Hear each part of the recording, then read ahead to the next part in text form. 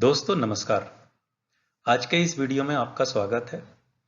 आज हम यहाँ पे जानकारी लेंगे कि कैसे IC38 की परीक्षा को आसानी से पास किया जाए। ऐसा देखा गया है कि आपकी अच्छी तैयारी होने के बाद भी 14, 15, 16 नंबर ला करके लोग फेल कर जाते हैं।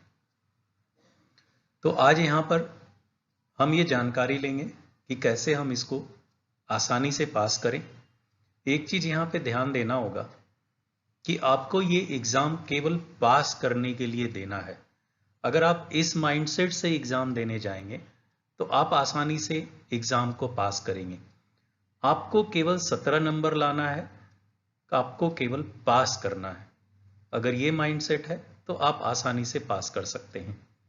तो आइए पहले जानते हैं कि इस एग्जाम का पैटर्न क्या है।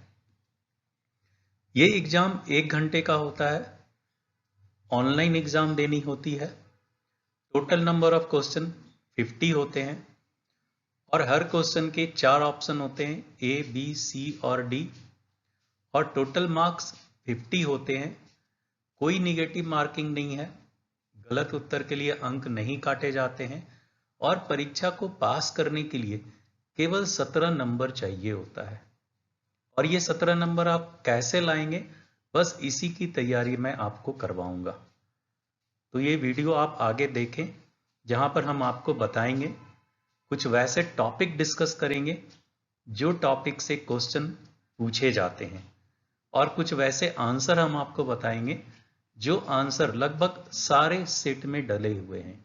तो आपको उन आंसर्स को याद करना है और वहां पे वो आंसर दिखे तो आपको केवल उस ऑप्शन में टिक करना है। एग्जाम आपको 3 स्टेप्स में देनी है। पहला स्टेप, सबसे पहले उन प्रश्नों के जवाब दें जिसका उत्तर आपको 100% मालूम है। आपने अगर पढ़ा है या ट्रेनिंग हुई है या आपने क्वेश्चन के सेट में उन क्वेश्चन आंसर को देखा है, तभी आप उन क्वेश्चंस को बनाएं। यदि आपको उत्तर नहीं मालूम है तो प्रश्न को छोड़ दें। कोशिश करें कि कम से कम 20 क्वेश्चन के आंसर आप जरूर बनाएं। यहां पे एक चीज का ध्यान रखेंगे कि आप 20 से ज्यादा प्रश्नों के उत्तर ना दें। मैं एक बार फिर से रिपीट करूंगा कि किसी भी कीमत पे 20 क्वेश्चन से ज्यादा के आंसर आप नहीं बनाएं। स्टेप 2, आप जानते हैं कि हर प्रश्न में जवाब के 4 विकल्प A, B, C, D होते हैं। आपके द्वारा भी इन 4 विकल्पों से ही उत्तर दिया जाना है।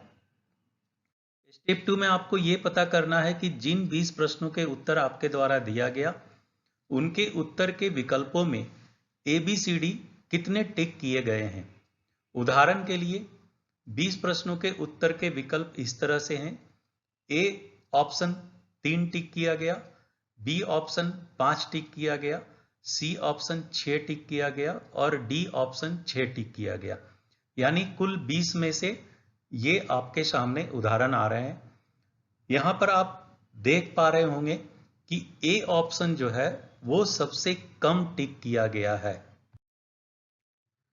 स्टेप 3, यहां पर आपको बताना चाहता हूं कि हर विकल्प के लगभग बराबर बराबर उत्तर होते हैं। यानी सभी 4 विकल्पों A, B, C, D के 10 से 12 उत्तर हैं। ऐसा देखा गया है कि जितने भी वहां पे सेट हैं, सभी सेट में A ऑप्शन के 10 से 12 उत्तर हैं, B ऑप्शन के भी 10 से 12 उत्तर हैं, C ऑप्शन के 10, 12, 13 उत्तर हैं और D ऑप्शन के भी 10 से 12 उत्तर हैं। तो आपको करना क्या है, पीछे के उदाहरण में आपने देखा था कि आपने सबसे कम A ऑप्शन को टिक किया था। A आपका 3 ही टिक किया गया था। तो अब आपको क्या करना है, बाकी सभी बचे हुए 30 प्रश्नों में A ऑप्शन को टिक कर देना है। इससे क्या होगा, आपके 7 से 8 क्वेश्चन के और आंसर सही हो जाएंगे। यदि आपका 4-5 उत्तर गलत भी हो गया तो भी आपको 21-22 नंबर आसानी से आएंगे और आप इस एग्जाम को पास कर लेंगे। एक दूसरा उदाहरण लेते हैं। मान लीजिए आपने 20 क्वेश्चंस बनाए और उन 20 क्वेश्चंस के ऑप्शंस आपने इस तरीके से टिक किए।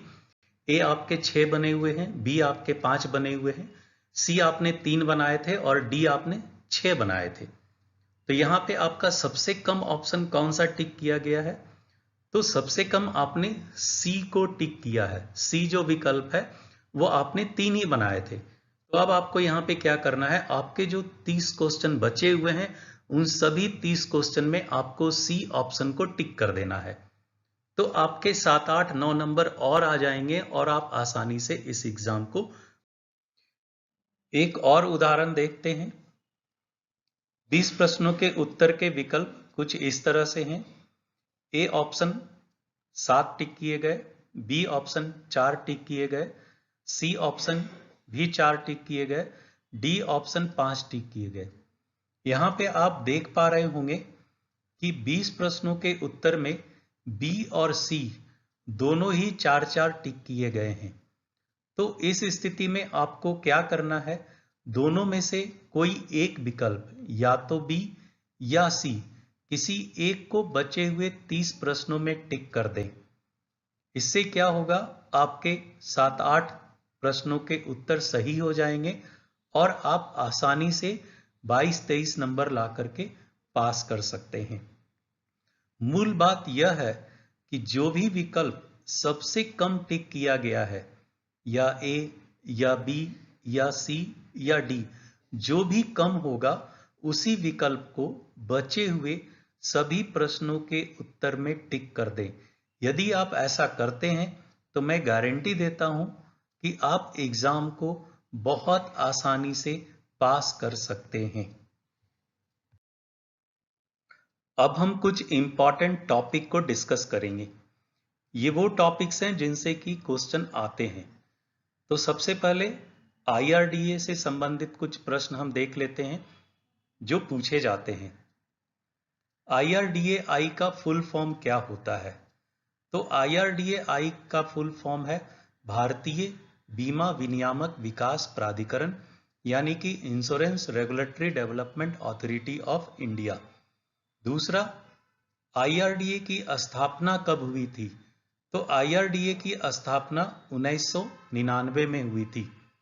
तीसरा, IRDA का एक्ट कब का बना हुआ है? तो IRDA एक्ट 2000 का बना हुआ है, इसे IRDA एक्ट 2000 बोलते हैं।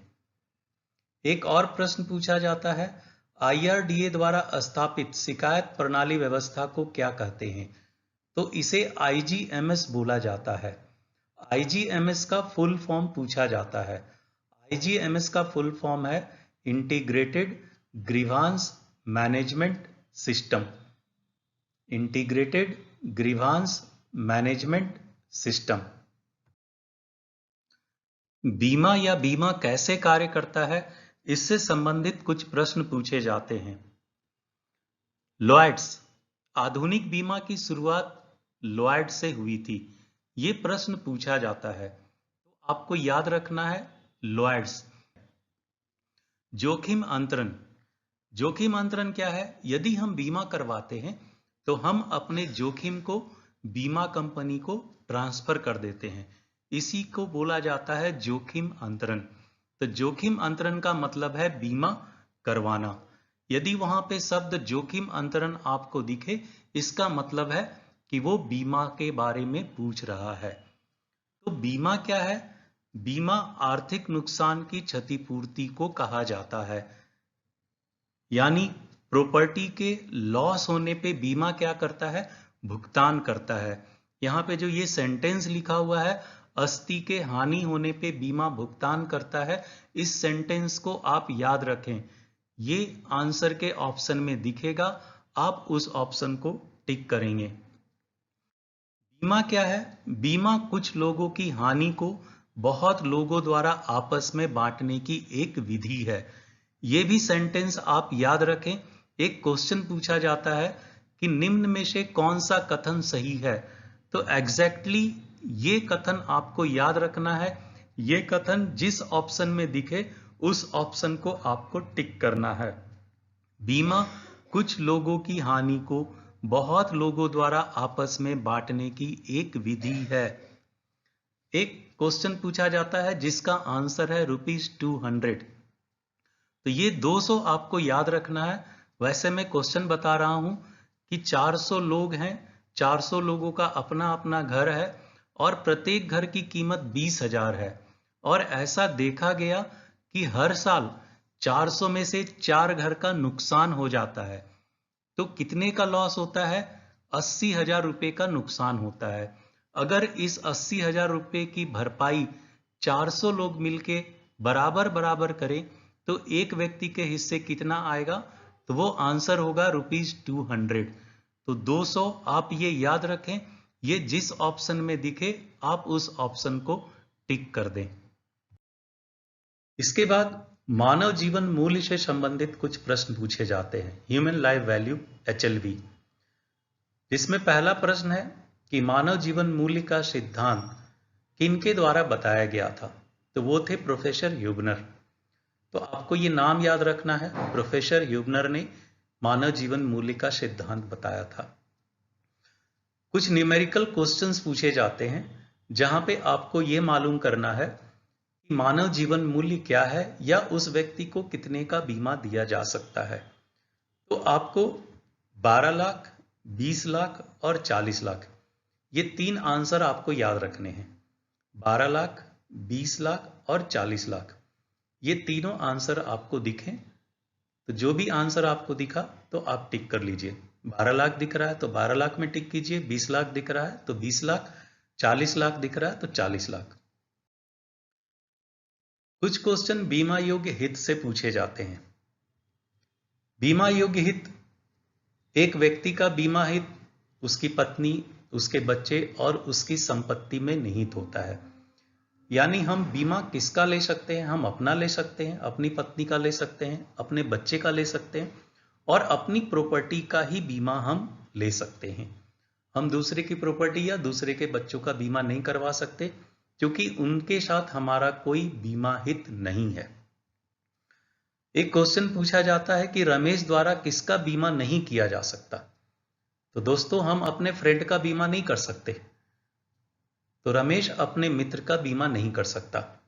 यहां पे एक चीज आप याद रखेंगे कि 2 भाई के बीच में भी बीमा हित नहीं होता, 2 बहन के बीच में बीमा हित नहीं होता, चाचा भतीजे के बीच में बीमा हित नहीं होता, दादा पोते के बीच में बीमा हित नहीं होता है।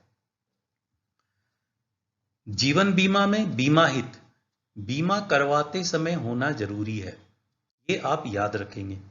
एक प्रश्न पूछा जाता है कि जीवन बीमा में बीमा हित का होना कब जरूरी है? तो आप याद रखेंगे कि जीवन बीमा में बीमा हित बीमा करवाते समय होना जरूरी है।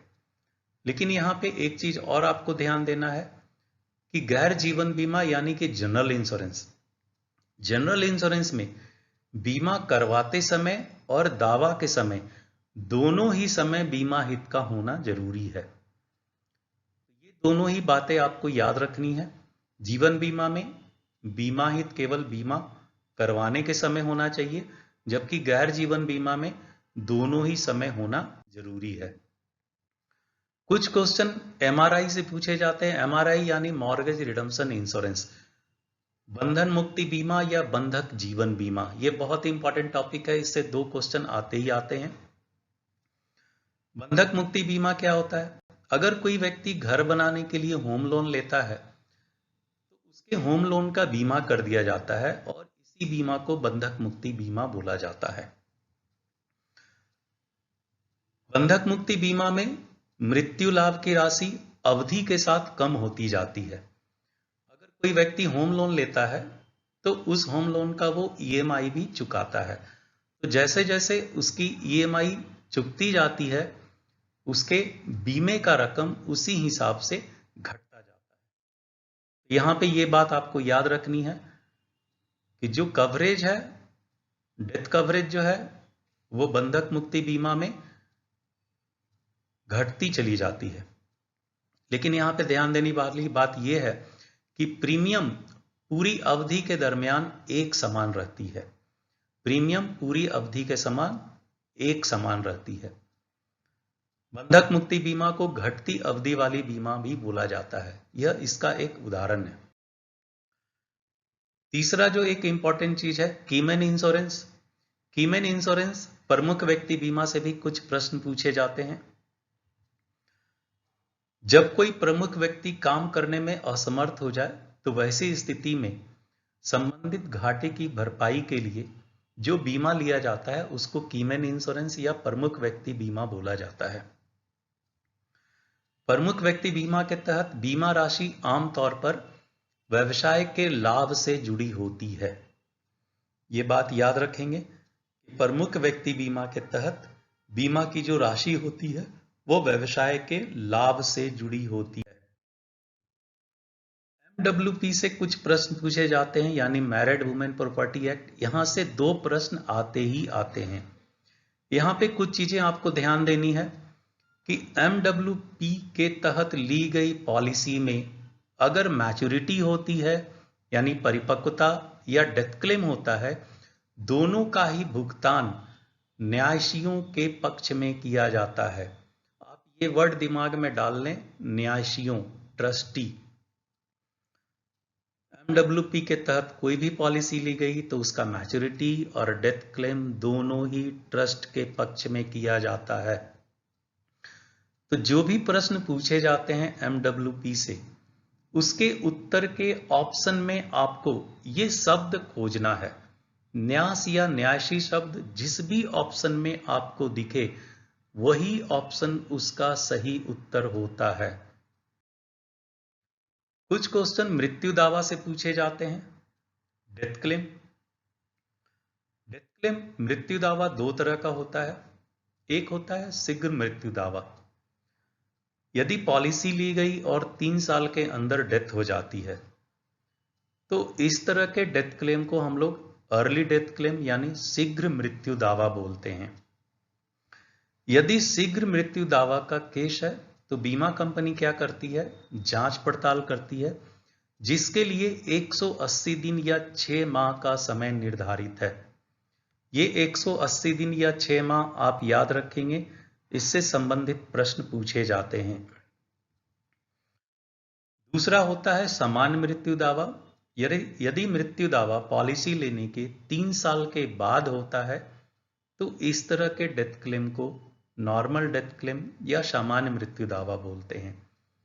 सामान्य मृत्यु दावा की स्थिति में डेथ क्लेम का भुगतान बीमा कंपनी को 30 दिन के अंदर कर देना है।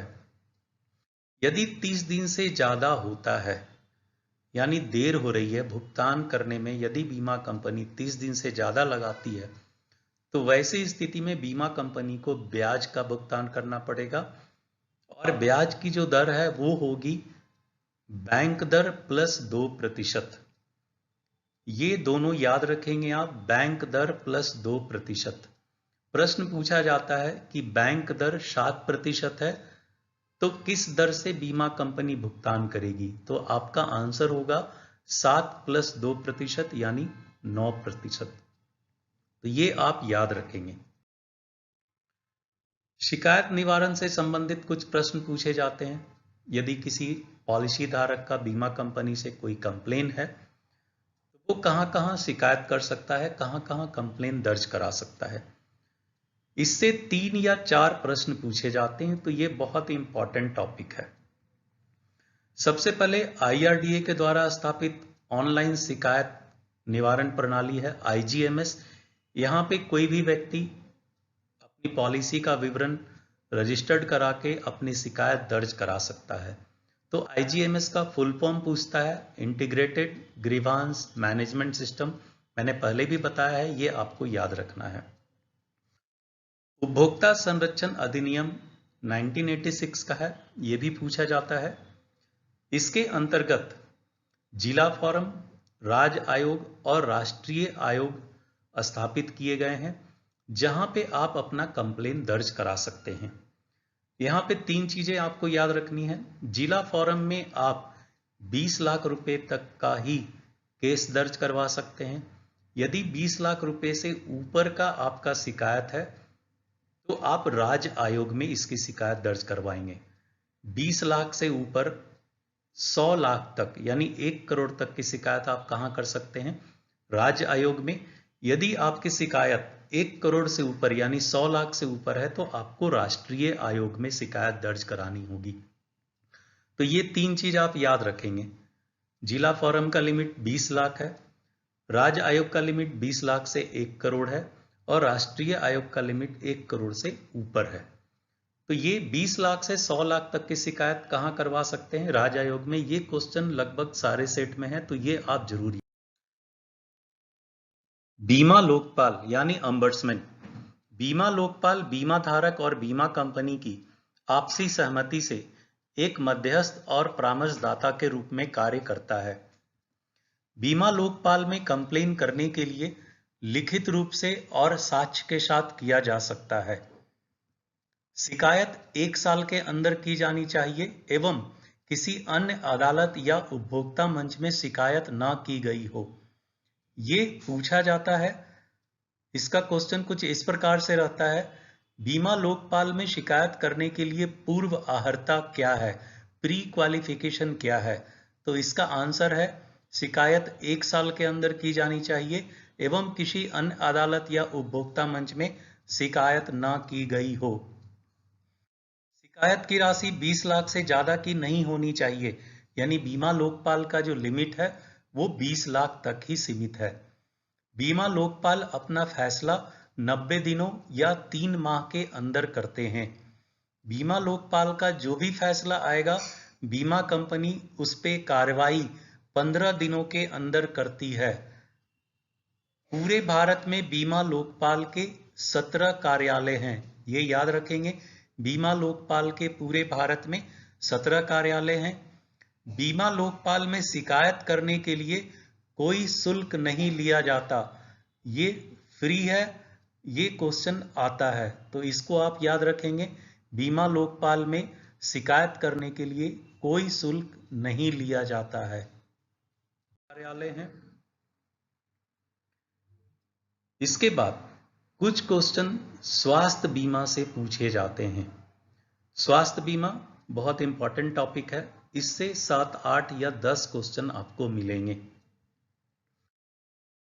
पहला क्वेश्चन जो पूछा जा सकता है, स्वास्थ्य बीमा का संबंध किस चीज से है? तो स्वास्थ्य बीमा का संबंध रुग्णता यानी बीमारी से है। इसको मॉर्बिडिटी बोलते हैं। तो ये वर्ड आप याद रखेंगे, रुग्णता रोग, रोगी से बना हुआ है।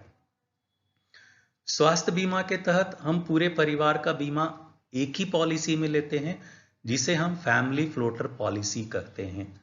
तो ये फैमिली फ्लोटर वर्ड आपको याद रखना है। एक वर्ड पूछा जाता है टीपीए। टीपीए का फुल फॉर्म पूछा जाता है। तो टीपीए का फुल फॉर्म है थर्ड पार्टी एडमिनिस्ट्रेटर, तृतीय पक्ष व्यवस्थापक। तृतीय पक्ष व्यवस्थापक, ये याद रखेंगे। पीपीएन एक वर्ड होता है पीपीएन, इसका फुल फॉर्म पूछा जाएगा, प्रेफर्ड प्रोवाइडर नेटवर्क इसको बोलते हैं। आप याद रखें, प्रेफर्ड प्रोवाइडर नेटवर्क। पीपीएन क्या है? कैशलेस सुविधा प्रदान करने के लिए बीमा कंपनी के द्वारा अधिकृत हॉस्पिटल का नेटवर्क है। यानी जितने भी हॉस्पिटल बीमा कंपनी के द्वारा टाई अप किए गए हैं, ये उनका नेटवर्क होता है, जिसको पीपीएन बोलते हैं। जब भी हम एडमिट होते हैं तो एडमिट होने से पहले हम कहीं ना कहीं डॉक्टर के पास इलाज करवाते हैं, कुछ दवाइयां खरीदते हैं, कुछ टेस्ट होते हैं। तो एडमिट होने के पहले यानी प्री हॉस्पिटलाइजेशन, ये क्वेश्चन आता है कि प्री हॉस्पिटलाइजेशन कितने ड्यूरेशन की होती है, जिसको हिंदी में बोलते हैं अस्पतालीकरण पूर्व। तो अस्पतालीकरण पूर्व 30 दिन की अवधि की होती है प्री हॉस्पिटलाइजेशन, ये याद कर लें, ये आता है। दूसरा, जब हम इलाज कराने के बाद यानी हॉस्पिटल से इलाज कराने के बाद जब हम घर चले जाते हैं तो उसके बाद भी अगले 60 दिनों तक हमारा कवरेज होता है स्वास्थ्य बीमा में।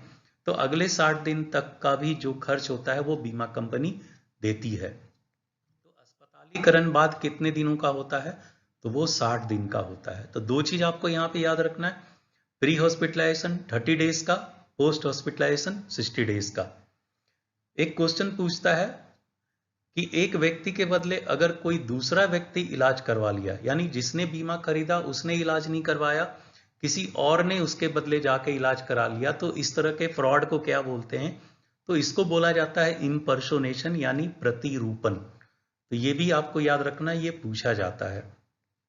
एक क्वेश्चन आता है CGHS कब शुरू किया गया था? तो ये 1954 में शुरू किया गया था। CGHS क्या है? ये सेंट्रल गवर्नमेंट हेल्थ स्कीम है जो सेंट्रल गवर्नमेंट एम्प्लॉय के लिए था। भविष्य आरोग्य बीमा कब शुरू किया गया था? तो 1990 में शुरू किया गया था। ये भी आप याद रखेंगे। कुछ इंपॉर्टेंट आंसर हैं जो आपको याद रखना है। ये आंसर आपको ऑप्शन में दिखेंगे और आप उनको टिक कर देंगे। रिक्शा वाला, एक क्वेश्चन पूछा जाता है कि इनमें से किसका बीमा नहीं हो सकता? तो याद रखेंगे आंसर होगा रिक्शा वाला। घोड़े से गिरना, एक व्यक्ति घोड़े से जा रहा था और गिर गया। गिरने के कारण उसके रीढ़ की हड्डी टूट गई, लेकिन जब वो गिरा तो वहां पे पानी था और उसकी वजह से उसे निमोनिया हो गया और अस्पताल में वो मर गया। तो मरने का कारण क्या था? घोड़े से गिरना। समग्र एजेंट यानी कंपोजिट एजेंट, एक व्यक्ति जो जीवन बीमा, स्वास्थ्य बीमा और जनरल इंश्योरेंस तीनों का काम करता है, उसे क्या बोलते हैं? समग्र एजेंट बोलते हैं, कंपोजिट एजेंट बोलते हैं। अधिक अधिक, ये याद रखेंगे, ऑप्शन में दिखेगा, आप इसको टिक कर देंगे। माइक्रो बीमा कवर 30,000 रुपए का होता है कम से कम। धारा 39 नॉमिनी से संबंधित है। नियुक्ति, यदि नॉमिनी नाबालिग हो तो हमें क्या करना पड़ता है? एक ऐसे व्यक्ति को नियुक्त करना पड़ता है कि मृत्यु की स्थिति में बीमा कंपनी डेथ क्लेम का भुगतान उसी व्यक्ति को करेगी, जिसको नियुक्ति बोला जाता है। नियुक्ति कब करते हैं? जब नॉमिनी नाबालिग होता है। यूनिवर्सल जीवन बीमा की शुरुआत कहां से हुई थी? अमेरिका से। ये आपको याद रखना है। फ्री लुक पीरियड 15 दिन का होता है। ये कॉमन क्वेश्चन है जो लगभग सारे सेट में है। फ्री लुक पीरियड यानी अगर हमें पॉलिसी पसंद नहीं आई तो हम अपनी पॉलिसी को वापस करके अपना दिया गया प्रीमियम वापस ले सकते हैं। तो फ्री लुक पीरियड 15 दिन का होता है। ये पॉलिसी अनुसूची बीमा पॉलिसी दस्तावेज का पहला भाग है। ये भी क्वेश्चन लगभग हर सेट में है, ये याद रखेंगे। हमारी जो बीमा पॉलिसी होती है, जो बीमा दस्तावेज है, उसका पहला भाग क्या कहलाता है? पॉलिसी अनुसूची कहलाता है। प्रस्ताव पत्र यानी जो फॉर्म हम भरते हैं बीमा खरीदने के लिए, उसको प्रस्ताव पत्र बोला जाता है। और प्रस्ताव पत्र को बीमा संविदा का आधार कहा जाता है। ये क्वेश्चन आता है, बीमा संविदा का आधार क्या है? तो वो है प्रस्ताव पत्र। पॉलिसी दस्तावेज को हम लोग बीमा संविदा का प्रूफ यानी कि साक्ष्य बोलते हैं। पॉलिसी दस्तावेज क्या है? बीमा संविदा का साक्ष्य है। FPR यानी पहला रसीद जो हमें मिलता है, जिसको हम लोग प्रथम प्रीमियम रसीद बोलते हैं, इससे हमें क्या पता चलता है कि जिस तारीख में FPR जारी की जाती है उसी तारीख से रिस्क कवर यानी बीमा की शुरुआत मानी जाती है। मोटर तृतीय पक्ष दायित्व यानी कि थर्ड पार्टी, नॉर्मली जब हम अपनी गाड़ी का इंश्योरेंस की बात करते हैं तो मैक्सिमम लोग थर्ड पार्टी इंश्योरेंस करवाते हैं। तो ये क्या है? थर्ड पार्टी इंश्योरेंस कंपलसरी है, अनिवार्य है। तो ये वर्ड याद रखेंगे, मोटर तृतीय पक्ष दायित्व। गलत बयानी, ये शब्द याद रखेंगे, आपको ऑप्शन में दिखेगा, आप उसको टिक कर देंगे। नाबालिग, याद रखें, नाबालिग किसी कॉन्ट्रैक्ट में हिस्सा नहीं ले सकता, किसी कॉन्ट्रैक्ट को साइन नहीं कर सकता। तो जहां भी आपको नाबालिग शब्द दिखे उसको आप टिक करें। मृत्यु दर आयु से जुड़ी होती है। हमारी जो मॉर्टेलिटी रेट होती है वो हमारे एज से जुड़ी होती है। जैसे जैसे हमारा एज बढ़ता है हमें ज्यादा प्रीमियम देना पड़ता है। जैसे ही कोई अपना पहला वेतन पाता है, ये आपको ऑप्शन में दिखेगा। इसका क्वेश्चन है कि किसी भी व्यक्ति को बीमा कब लेना चाहिए? तो जैसे ही कोई अपना पहला वेतन पाता है। सेवानिवृत्ति के बाद, ये ऑप्शन आप याद रखेंगे, ये आंसर कॉमन है। कोई भी व्यक्ति अपने जमा किए गए पैसों का सबसे ज्यादा इंपॉर्टेंस कब देता है? तो सेवानिवृत्ति के बाद। बड़ी निवेश समय सीमा अधिक प्रतिफल, यानी जितना ज्यादा हम निवेश का समय देंगे उतना ज्यादा हमें उसका प्रतिफल मिलेगा। तो ये वर्ड आपको याद रखना है। राज्य के सरकारी न्यायाधीश, ये आंसर MWP से रिलेटेड है। मैंने आपको पहले भी बताया था कि MWP से रिलेटेड जितने भी क्वेश्चंस होते हैं उसके ऑप्शन में न्यास या न्यासी वर्ड आप देखेंगे, वही उसका आंसर होगा। इसमें जो क्वेश्चन पूछा जाता है वो ये है, किसी व्यक्ति ने MWP के तहत पॉलिसी ली लेकिन उसने न्यास नहीं घोषित की, तो पैसे किसको मिलेंगे, डेथ क्लेम या मैच्योरिटी किसको मिलेंगे? तो राज्य के सरकारी न्यासी को मैच्योरिटी या डेथ क्लेम दिए जाएंगे। तहकीकात की रिपोर्ट, इन्वेस्टिगेशन रिपोर्ट, यदि एक्सीडेंट के कारण डेथ हुआ तो ये एक एक्स्ट्रा डॉक्यूमेंट है जो बीमा कंपनी के द्वारा मांगा जाता है। पसंदीदा जोखिम, ये ऑप्शन आंसर का आप जरूर याद रखें। पसंदीदा जोखिम का मतलब होता है कि यदि किसी व्यक्ति ने बीमा के लिए अप्लाई किया, प्रस्ताव दिया और उसकी जो जोखिम की दर है वो नॉर्मल से कम है, तो बीमा कंपनी उसको क्या मानती है? उसको पसंदीदा जोखिम मानती है। प्रतिबंधात्मक क्लॉज के साथ स्वीकृति, जैसे एक क्वेश्चन आता है कि एक महिला है जो प्रेग्नेंट है और वो बीमा लेना चाहती है, तो बीमा कंपनी क्या करेगी? उसकी पॉलिसी इशू करेगी, लेकिन उसमें एक प्रतिबंधात्मक क्लॉज के साथ स्वीकृति प्रदान करेगी कि इनको बीमा। अंत में मैं फिर से एक बार रिपीट कर देना चाहता हूं कि आपको एग्जाम 3 स्टेप्स में देनी है, यही आपको एग्जाम पास करवाएगा। पहला स्टेप, आपको जो आंसर आते हैं, जिनके आंसर आपने पढ़ा है, ट्रेनिंग लिया है, 100% मालूम है, आप उन्हीं को बनाएं। यदि आपको नहीं मालूम है तो उस प्रश्न को आप छोड़ करके आगे बढ़ें। कोशिश करें कि कम से कम 20 क्वेश्चन के आंसर आप दें। 20 से ज्यादा आंसर आप ना बनाएं, ये वार्निंग है। 20 से ज्यादा आप आंसर ना बनाएं। स्टेप 2 में आपको क्या करना है? आपने जिन 20 क्वेश्चन के आंसर दिए हैं, उन 20 क्वेश्चंस के जो ऑप्शन है ABCD, आप ये पता कर लें कि A आंसर कितने हैं, B कितने हैं, C कितने हैं और D कितने हैं। जो भी आपने सबसे कम ऑप्शन टिक किया है, उसी ऑप्शन को बचे हुए सभी प्रश्नों में डाल दें। आपके 7-8 प्रश्न और सही हो जाएंगे और गारंटी है कि आप एग्जाम को आसानी से पास करेंगे। तो मुझे उम्मीद है अगर आप ये प्रोसेस फॉलो करेंगे तो आप हर हालत में एग्जाम एक बार में पास करेंगे, आपको दोबारा एग्जाम देने की जरूरत नहीं पड़ेगी।